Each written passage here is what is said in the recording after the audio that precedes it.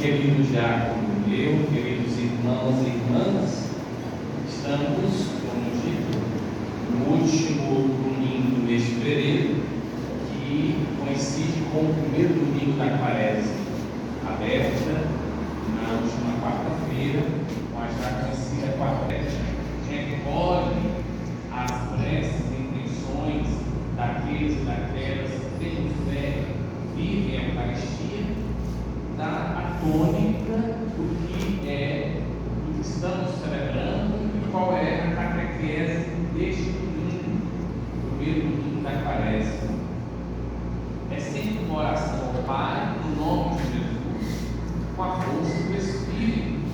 Aqui diz: pedir ao Pai que, através dos exercícios anuais do sacramento da Quaresma, interessante isso, são 7 os sacramentos, mas a igreja chama a Quaresma de sacramento, porque entende com isso que sim, a Quaresma é um sinal pelo qual a graça de Deus é reavivada em nós, para que com esse reavivamento nós consigamos, como diz Santo Inácio de Loyola, reordenar os nossos amores, pondo Deus em primeiro lugar.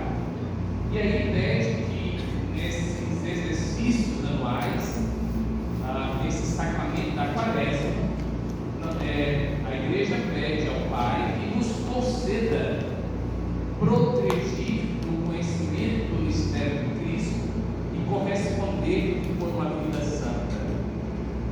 A quarta de cinza dava essa tônica dessas duas palavras, ou desses dois verbos, progredir e reconciliar. Ou seja, é preciso que nós progredamos no conhecimento do mistério de Cristo. E aqui, queridos irmãos e irmãs, conhecimento não é só o aspecto racional, que é de fundamental importância, é necessário, afinal de contas, nós somos homens e mulheres de razão. Nós somos dotados com essa capacidade de raciocinar, de logicizar as coisas. Isso não é feio, não é contrário à fé, sermos homens e mulheres de razão. Mas o conhecimento aqui sobre o mistério de Cristo não passa somente, passa também, mas não passa somente pela razão, como é muito do mundo ocidental. Passa em especial naquilo que compreende a Escritura sobre conhecimento, que é desenvolver um afeto profundo para com esse mistério. O Pai que não desiste de nós, que envia o Filho para por amor sofrer, por amor morrer, por amor ressuscitar. E neste amor nos dá sentido nesta vida que é única, nesta jornada nas estradas do mundo ao céu. Por isso que na Quaresma tudo vai convergir para que esse conhecimento racional, mas com um afeto mais profundo, progrida e que nós possamos corresponder por uma vida santa. Uma vida santa não implica aqui, é bom ter presente isso, que nós vamos ficar estáticos, como essas imagens ou outras nos mostram. Seria muito interessante ficarmos, né? Mas a vida não nos permite vivermos estaticamente. Nós somos seres do movimento, nós somos seres, homens e mulheres, do corre-corre, nas atividades tantas, muitas vezes até múltiplas atividades. E aqui as mulheres dão longe em nós, homens, porque tem essa aptidão, ou se não aptidão, a necessidade mesmo, e muitas vezes, por conta do machismo, a mulher vai muito mais sem a nossa colaboração. Mas isso, no outro momento, meditaremos. Mas o que eu quero dizer é que é preciso nos mover, é preciso avançar. O avançar em Deus, embora nós sempre temos essa perspectiva do ir para além, é ir para além das tentações, uma síntese de poder e prazer. Assim, eu vou não são só essas coisas, ter poder e prazer. Elas são uma síntese Tem alguém que existe uma genialidade muito frutífera, muito sagaz de criar estruturas que têm como ideia uma intenção nos tentar. E a tentação é distinta da aprovação, porque a tentação vem do maligno e o seu ideal, o seu desejo é que na experiência da tentação caiamos e, sobretudo, por conta da vergonha da tentação e de ter sucumbido a ela, caiamos e com vergonha não nos levantemos mais, achando que Deus, porque diante do meu pecado e do meu erro, Deus não quererá mais conviver comigo. Ledo e terrível engano. Deus nunca desiste de nós. Deus nunca se atrapalha com os nossos erros, faltas e pecados. Deus nunca se distancia do filho por conta da sua falta ou da lama que ele traz em si. Não, por quê? Porque ele é amor, porque ele é Deus. E porque age de paciência conosco, ele de fato nos afaga, nos acolhe, nos limpa, nos purifica e nos ajuda a prosseguir. Daí a diferença da aprovação. A aprovação que vem de Deus é para nos fortificar e Ele está sempre conosco, dando-nos força para prosseguir na vida.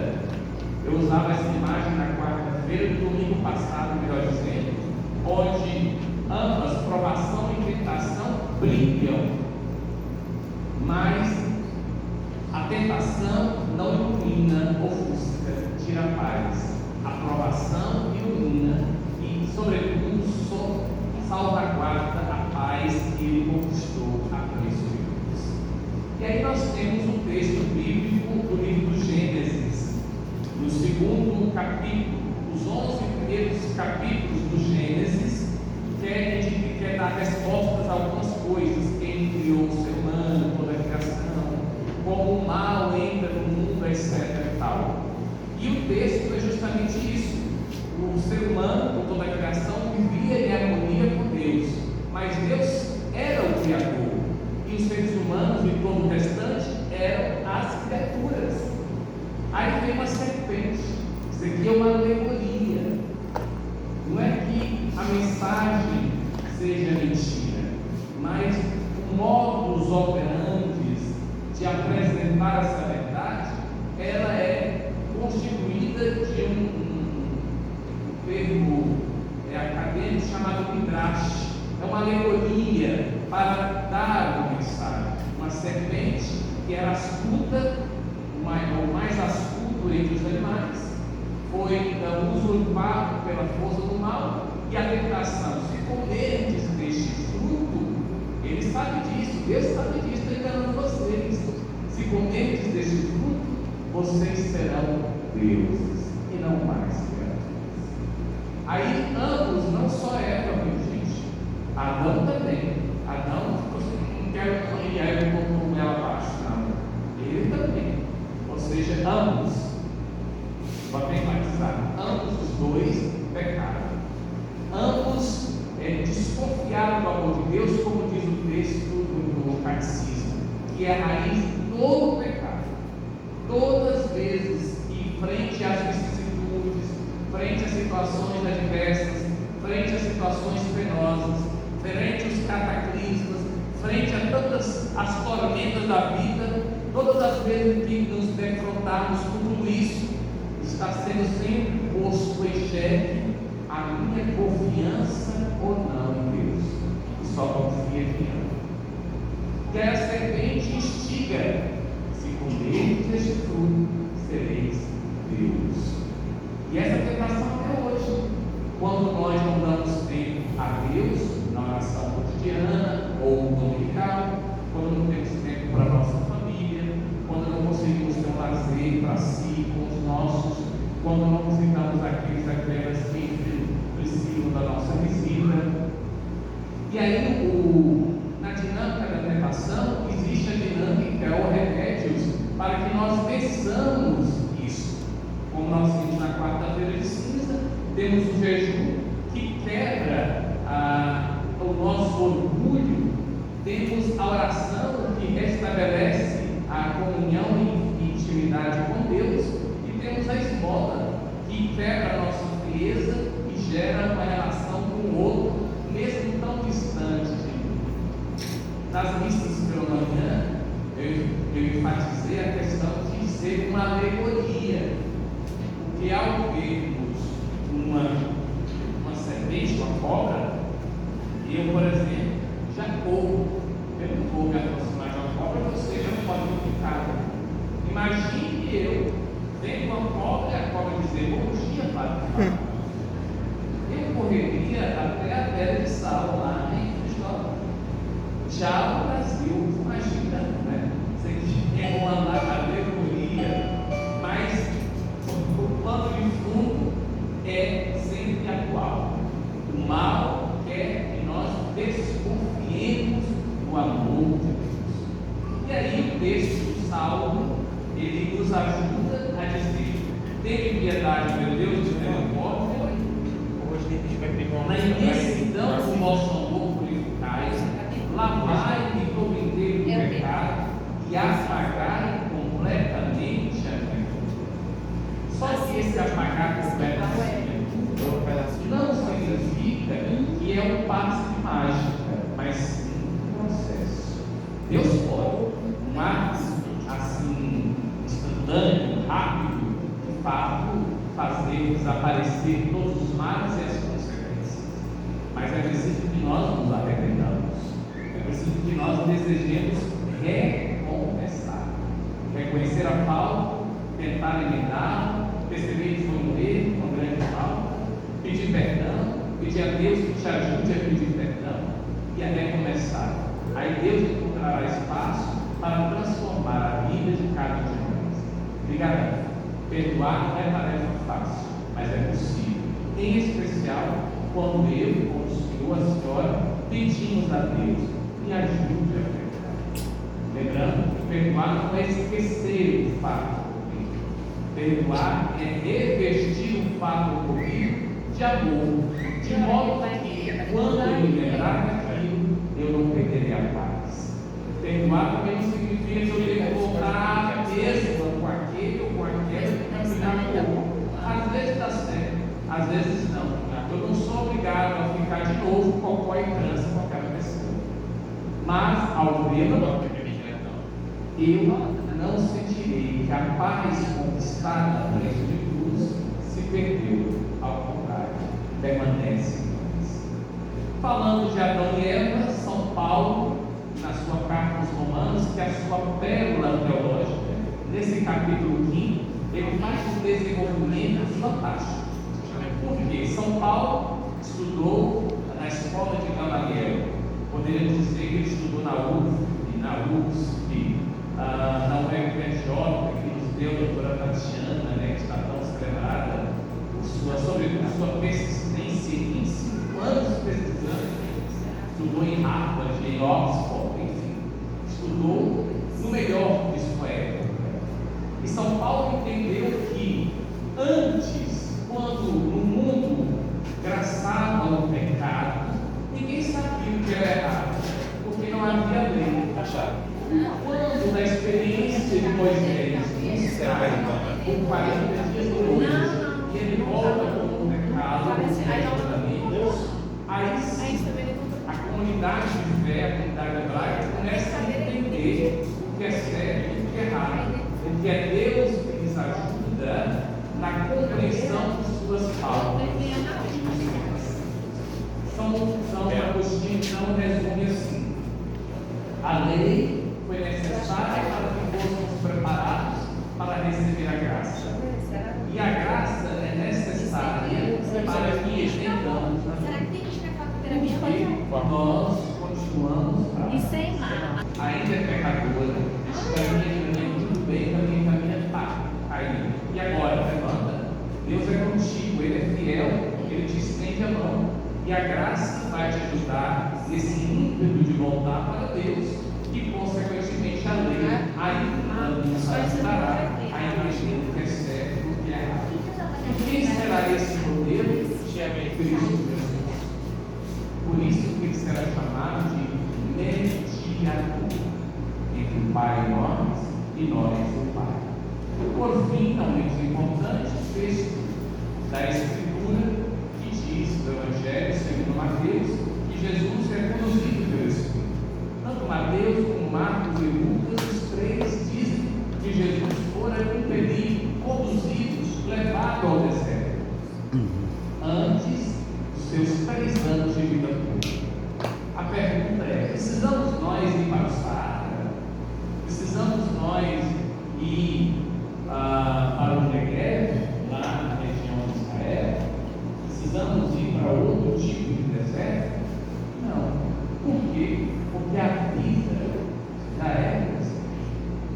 A nossa vida tem momentos de fato, de enlevo, de exaltação, de alegria, de festividade, mas a vida, quando eu estou lá no mais íntimo de nós, quando eu estou diante de mim mesmo, diante da minha dor, diante das minhas dúvidas, diante das minhas inquietações, diante das minhas frustrações, ali é o deserto. E neste deserto seremos provados e tentados. Por isso que nós não podemos ficar sozinhos. Quando a pessoa está acrisolada, em crise, a tendência é ficar nela mesma. Daí que é preciso rezar por quem está em crise, para que permita que alguém entre e ajude a pessoa a reencontrar. E aí, nosso Senhor diz que o meio induz é a palavra de Deus. Nosso Senhor rebateu todas as tentações feitas por Satanás com a palavra de Deus, usando o livro de Deuteronômio, nos capítulos 8, 5 e 4. E Satanás também usou a palavra de Deus, como Salmo 91, dizendo: olha, cuida aqui, que os anjos virão como está na palavra. E aí então dá um desfecho que deve ser uma prática para a nossa vida. O Papa Francisco dizia: nós não podemos ficar de frelelê com o demônio. Nós não podemos ficar de vis-a-vis com ele, conversando. Achamos porque eu creio em Deus, eu sou forte e agora eu posso. O padre falou, eu não falei nada, você se vira aí. Gente, Satanás é ardiloso. Por isso que o próprio Jesus diz: vá-te embora, Satanás, sai daqui, eu te repreendo, não quero ter contigo. E aí nós vamos entender que todas essas realidades que eu falei, ele é ardiloso, ele é inventivo, ele é criativo nas tantas formas de nos tentar.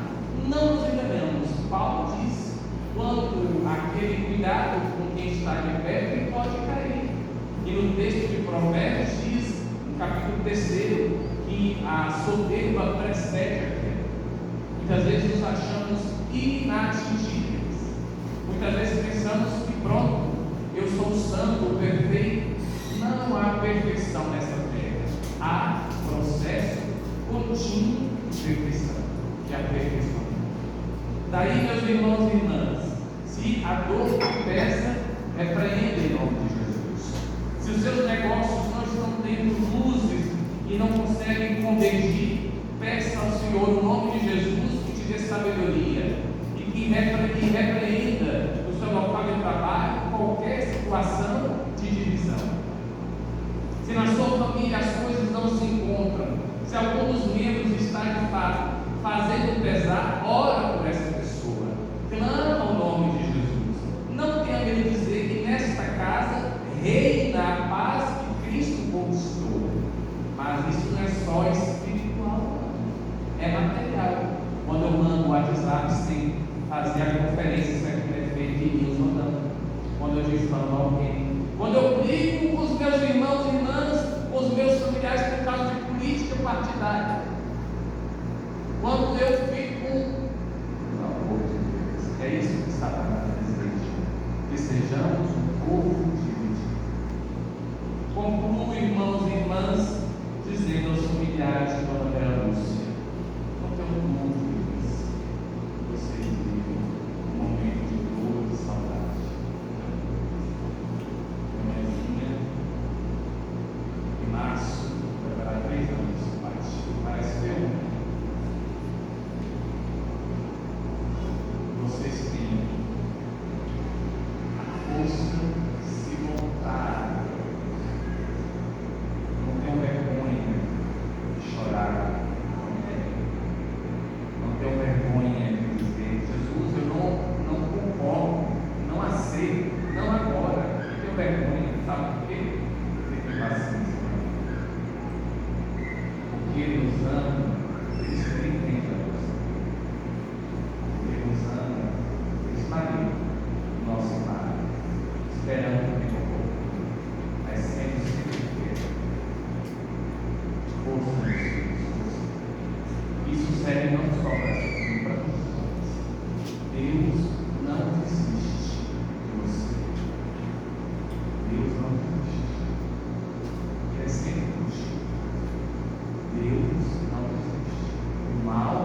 embutido isso na sua cabeça. Não há nada em você que possa atrapalhar a obra de Deus. Ele não desiste de você. Ainda sentados pela atenção unida aos tristes infelizes, nós meditemos com essa missão e busquemos. Ele ainda vai cantar. A força Cantar. para conseguirmos. Ele cantou de manhã? Que Ele